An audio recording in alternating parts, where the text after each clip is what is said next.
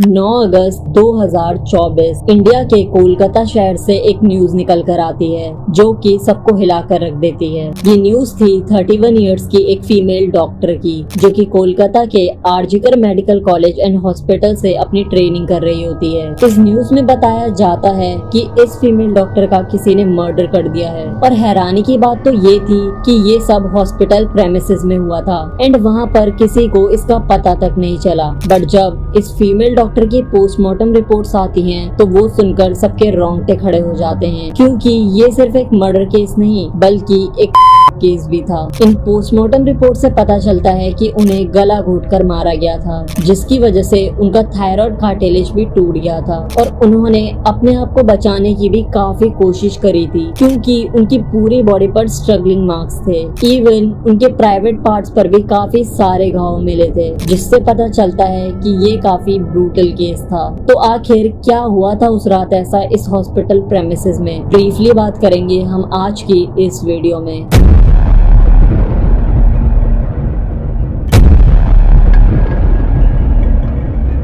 Guys, before starting this video let me tell you कि मैं यहाँ पर उन फीमेल डॉक्टर को श्रुति नाम से रेफर करने वाला हूँ एंड ये उनका रियल नेम नहीं है, सो कंफ्यूज मत होना। श्रुति एक जूनियर डॉक्टर जो कि कोलकाता के RG Kar medical college and hospital से अपनी डॉक्टर की ट्रेनिंग ले रही थी। 8 अगस्त 2024 को और दिन की तरह श्रुति अपनी नाइट शिफ्ट पर होती है और वो अपनी जॉब कर रही होती है। तभी रात के 11 बजे उन्हें अपनी मदर का फोन आता है, जैसे कि हर दिन आता था, क्योंकि पेरेंट्स को तो अपने बच्चों की चिंता हमेशा होती है। श्रुति की मदर उनसे पूछती है कि क्या तुमने खाना खा लिया और तबीयत वगैरह तो ठीक है तुम्हारी, जिसके रिप्लाई में श्रुति बोलती है कि उनकी तबीयत एकदम ठीक है और वो बस अभी कुछ पेशेंट्स को देखने जा रही है, जिसके बाद वो अपने कलीग्स के साथ बैठकर खाना खाएंगी। अपनी मदर से बात करने के बाद श्रुति पेशेंट्स को देखने राउंड पर निकल जाती है। सारे पेशेंट्स को देखने में और अपना काम खत्म करने में श्रुति को रात के 2 बज जाते हैं, जिसके बाद वो अपने कलीग्स के साथ जाकर हॉस्पिटल कैंटीन में ही बैठ जाती है, जहां मिलकर ये लोग अपना खाना भी खाते हैं और साथ साथ थोड़ी बातें भी करते हैं। खाना खाते खाते और बात करते हुए रात के 3 बज जाते हैं और इस वक्त श्रुति थोड़ी थकान सी फील कर रही होती है, तो वो अपनी थकान दूर करने के लिए इस हॉस्पिटल के 4th फ्लोर में बने सेमिनार हॉल में जाकर रेस्ट करने लगती है। श्रुति के रेस्ट करते करते सुबह के 7:30 बज जाते हैं, पर वो तब भी इस सेमिनार हॉल से बाहर नहीं आती,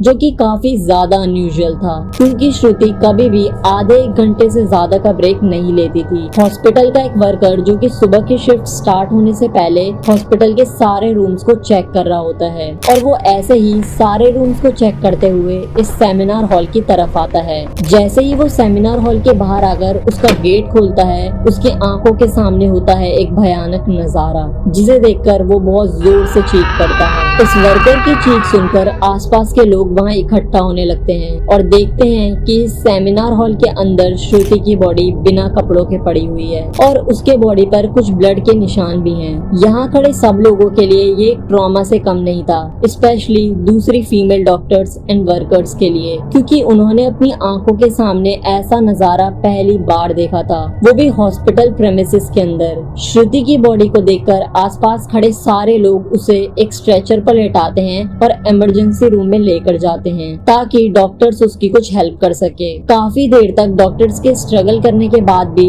एट द एंड श्रुति कुछ घंटों के बाद अपना दम तोड़ देती है। हॉस्पिटल में कुछ लोग थे जो कि इस मर्डर एंड केस को एक केस जैसा दिखाने की कोशिश कर रहे थे, जस्ट बिकॉज वो इस हॉस्पिटल का नाम बचा सके। बट जब पोस्टमार्टम रिपोर्ट्स आती हैं तो सब दूध का दूध और पानी का पानी हो जाता है। इन रिपोर्ट से साफ साफ पता चल जाता है कि श्रुति के साथ किसी ने जबरदस्ती गलत हरकत करने की कोशिश करी और जब वो इस इंसान से अपने आप को बचाने लगी तो उसने उसका गला घोट दिया, इवन उसे बहुत बुरी तरीके से मारा भी और फिर उस भी किया। ये सारे प्रूफ्स मिलने के बाद ये केस पुलिस को हैंडओवर कर दिया जाता है एंड पुलिस वाले इस क्रिमिनल को पकड़ने के लिए लग जाते हैं। सबसे पहले पुलिस उस क्राइम सीन पर ही छानबीन करती है जहां ये सब हुआ था। किस्मत से पुलिस वालों को वहां पर श्रुति के कुछ नेल्स एंड ब्लड सैंपल्स मिलते हैं और साथ ही एक ब्लूटूथ नेक बैंड। ये केस शायद और भी जल्दी सॉल्व हो जाता अगर उस फ्लोर पर सीसीटीवी कैमरास होते तो, बट बदकिस्मती से इस सेमिनार रूम के के अंदर या इसके आसपास कोई सीसीटीवी कैमरास नहीं थे, बट जिस रास्ते से इस फ्लोर पर एंटर करा जाता था वहाँ पर कुछ सीसीटीवी कैमरा थे। पुलिस वाले इन सीसीटीवी कैमरास में सुबह के 3 बजे से 8 बजे के बीच की रिकॉर्डिंग चेक करते हैं कि इतने टाइम के बीच कितने लोग इस फ्लोर पर आए और गए थे। इन सीसीटीवी फुटेजेस को चेक करने के बाद ये पता चलता है कि इन टोटल 6 लोग इस फ्लोर पर आए और गए थे। ये पता लगने के बाद पुलिस वाले एक एक करके इन 6 लोगों को पूछताछ के लिए बुलाते हैं कि वो लोग वहाँ पर उस टाइम क्या कर रहे थे और इन लोगों को इस बीच यहाँ कुछ भी अजीब दिखा कि नहीं। इन लोगों से पूछताछ के दौरान पुलिस वाले उनके फोन का ब्लूटूथ भी ऑन करके चेक करते हैं कि जो ब्लूटूथ हेडसेट उन्हें मिला था वो इनमें से किसका था, क्योंकि आपको पता होगा ही कि एक बार अगर आप किसी ब्लूटूथ डिवाइस से अपना फोन पेयर करते हो तो अगली बार वो उससे इजीली कनेक्ट हो जाता है। और फाइनली पुलिस वालों की ये ट्रिक काम भी आती है, क्योंकि ये ब्लूटूथ नेक बैंड इन 6 लोगों में से एक आदमी के फोन से कनेक्ट हो जाता है जिसका नाम था संजय रॉय। संजय रॉय जो कि एक सिविक वॉलंटियर था। सिविक वॉलंटियर मींस वो लोग जो कि पुलिस के अंडर काम करते हैं और उनकी हेल्प करते हैं छोटे मोटे कामों को मैनेज करने में। लाइक आपने बहुत सारे फेस्टिवल्स, अनऑथराइज्ड पार्किंग या भीड़ भाड़ वाले एरिया में देखा होगा कि कुछ ब्लू कलर की यूनिफॉर्म्स पहनकर ऑफिसर्स खड़े रहते हैं जिनका काम होता है कि विदाउट एनी रीजन कहीं पर भी ज्यादा क्राउड इकट्ठा ना हो। तो अब पुलिस वालों को अपना पहला प्राइम सस्पेक्ट मिल चुका था, जिसके बाद वो संजय रॉय से और सख्ती से पेश आने लगते हैं। बट संजय पुलिस वालों की किसी बात का भी जवाब नहीं दे रहा होता, क्योंकि वो काफी ज्यादा नशे की हालत में था। इस बीच पुलिस वाले संजय का फोन भी चेक करते हैं जिसमें उन्हें भर भर के पोर्नोग्राफिक कंटेंट मिलता है, जिससे उनका शक यकीन में बदल चुका था कि संजय ही श्रुति के मर्डर का मेन कल्प्रिट है। इसके बाद पुलिस वाले संजय रॉय को और ज्यादा डराने लगते हैं एंड फाइनली वो डर कर अपना गुनाह कबूल भी कर लेता है कि उसने ही श्रुति को मारा है और उसका किया है। ये पता लगते ही कुछ पुलिस वाले और प्रूफ्स कलेक्ट करने संजय रॉय के घर जाते हैं, जहां पर उन्हें एक शू मिलता है जिसके ऊपर कुछ खून जैसे ही धब्बे थे। तो पुलिस वाले उसका सैंपल कलेक्ट कर लेते हैं। थोड़ी और तलाशी लेने पर पुलिस वालों को संजय के घर के बाहर कुछ कपड़े सूखते हुए दिखते हैं और ये वही कपड़े थे जो कि उस दिन संजय ने पहने थे, क्योंकि ये सब सीसीटीवी कैमरा में कैप्चर हो गया था, जिससे जाहिर था कि संजय ये प्रूफ्स मिटाने की भी कोशिश कर रहा था। बट जब संजय को पूछताछ के लिए पुलिस स्टेशन में लाया गया था उस वक्त वो काफी ज्यादा नशे की हालत में था। तो क्या वो ये सब बस इसलिए कर रहा था ताकि उसे कम सजा मिले, जस्ट बिकॉज वो उस वक्त नशे में था?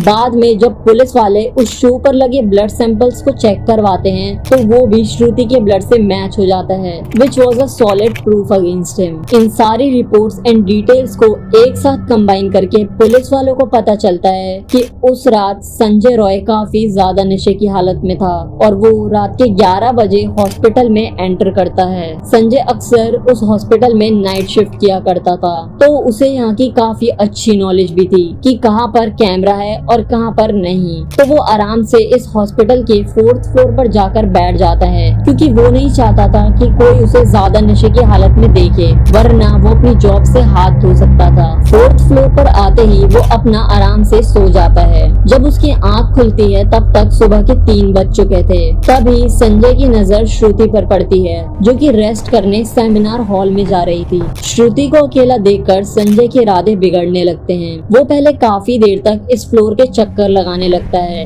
ये कंफर्म करने के लिए कि कोई यहाँ पर ज्यादा आ तो नहीं रहा। जब उसे लगता है कि हाँ उसका रास्ता साफ है तो वो 4 बजे सेमिनार हॉल के अंदर एंटर करता है और फिर वहाँ से 4:45 पर बाहर आता है। इन 45 मिनट्स तक श्रुति के साथ इस आदमी ने क्या क्या किया होगा और वो कितने पेन से गुजरी होगी, ये सोचकर ही किसी का भी दिल सहम जाएगा। स्पेशली श्रुति के पेरेंट्स, जिन्होंने इतनी उम्मीद से और सेक्रीफाइसेस करके अपनी बच्ची को डॉक्टर बनने भेजा था एंड श्रुति अपने पेरेंट्स की अकेली बेटी थी, तो उनके लिए तो ये किसी सदमे से कम नहीं होगा। एंड गाइस ये केस अभी भी क्लोज नहीं हुआ है और 23 अगस्त तक संजय रॉय को कस्टडी में रखा जाएगा। आई डोंट इवन नो इस इंसान को सजा मिलेगी भी कि नहीं, और अगर मिलेगी भी तो कब। अब ऑफ कोर्स मैं आप लोग तो उसे सजा नहीं दे सकते, बट हम इस इंफॉर्मेशन को आगे शेयर जरूर कर सकते हैं ताकि और लोग इससे अवेयर हों और उन फीमेल